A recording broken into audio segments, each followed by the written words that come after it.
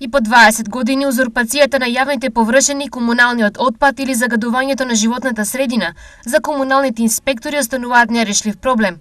Велат казнувањето има ефект, ама не доволен. Претежно со казнувањето се постигнува до некаде целите. Оваа година имаме платни налози, односно глоби за сторен прекршок од областа на јавната чистота за продавачите на земјоделски производи и текстилни производи на јавни површини.